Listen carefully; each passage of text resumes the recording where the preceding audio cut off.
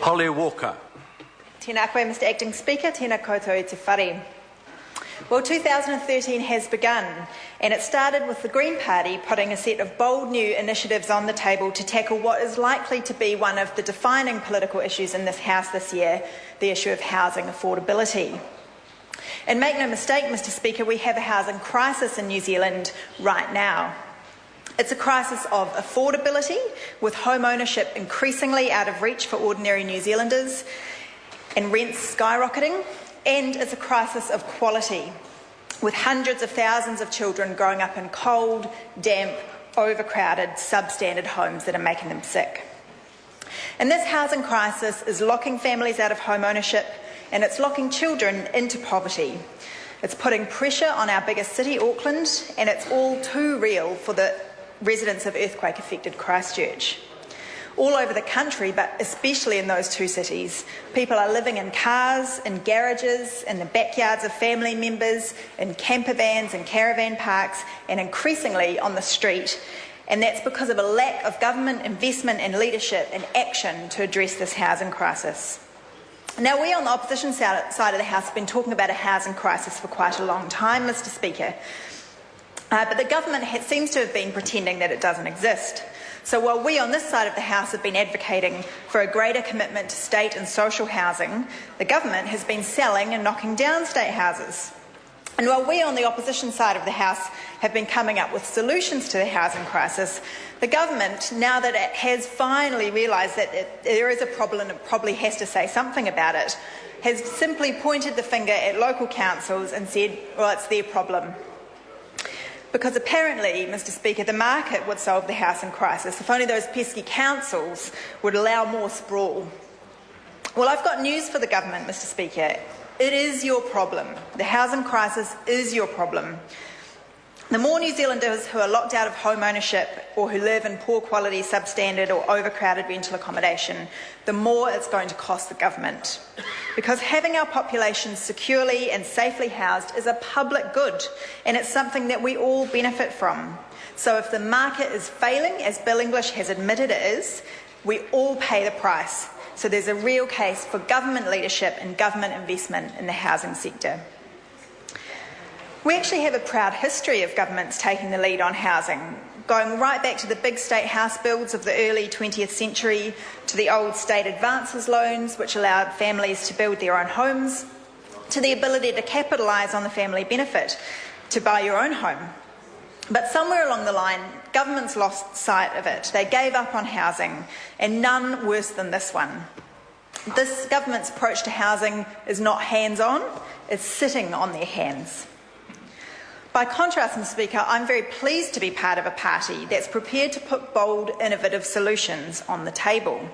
And last week, we released a package of housing solutions that would put home ownership back within reach of thousands of low to middle income New Zealand families and modernise tenancy laws to protect the rights of the increasing number of New Zealanders who are renting their homes.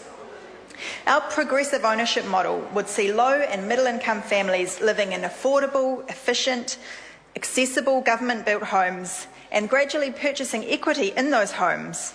It's very simple, and it takes advantage of the government's low sovereign lending rate, and it would make a huge difference to the lives of tens of thousands of New Zealanders.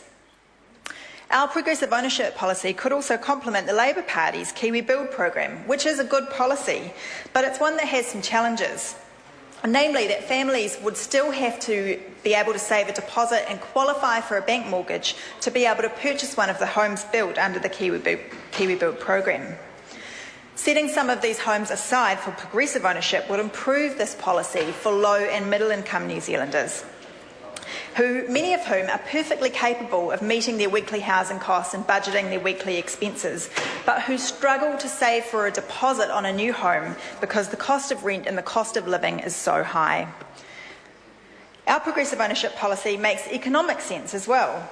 The investment the government would make to build the homes would be offset by the asset created in the form of the homes, so there'd be a zero impact on net government debt, and there'd be a revenue stream created from the rentals of the houses.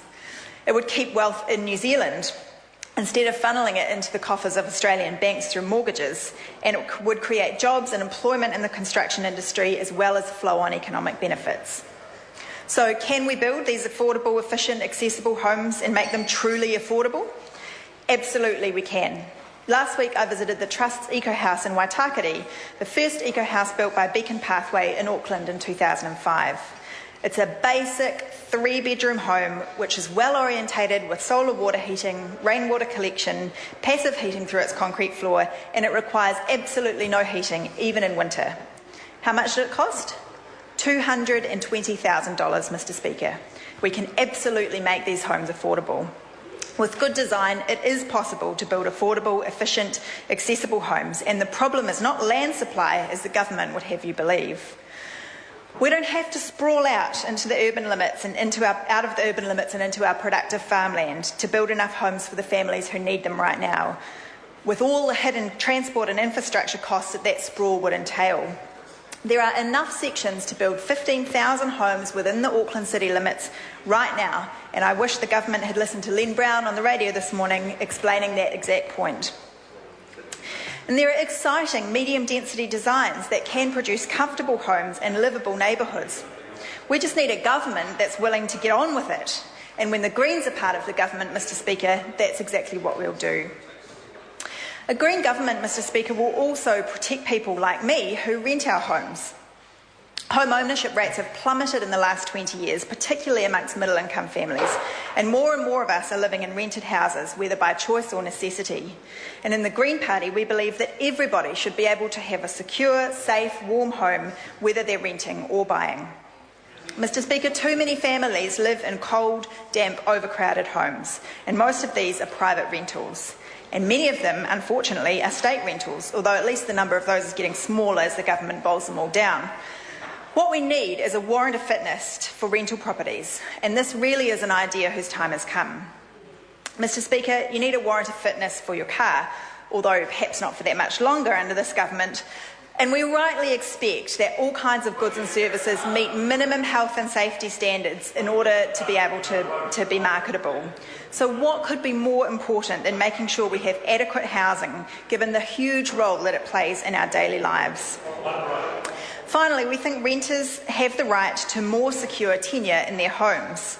Many of the benefits of home ownership are about staying in one place, being able to put down roots, having an incentive to take care of your house, not having to move your kids around all the time, and making connections with your community. But it's increasingly difficult for renters to do this. If we gave tenants the first right to renew a fixed-term tenancy when it expires, and restricted rent increases to once per year, it would increase security for renters and deliver tangible improvements to their lives and their homes.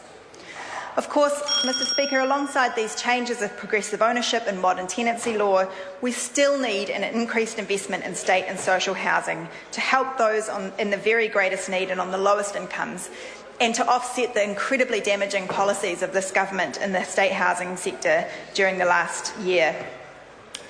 And the Green Party will continue to advocate for decent investment in social housing and a halt to the draconian demolition and removal policies this government has had towards state house tenants. Mr. Speaker, the year has just started and the Green Party has already put these innovative proposals to address the housing crisis on the table in 2013.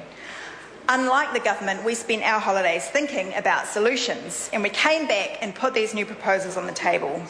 By contrast, this government is bereft of ideas. It's chosen instead to sit on its hands, and when it finally does get them out from under there, Mr. Speaker, all they use them for is to point the finger at Auckland Council. It's not good enough. New Zealanders won't fall for it, and neither will me. Kia ora. Dennis O'Rourke.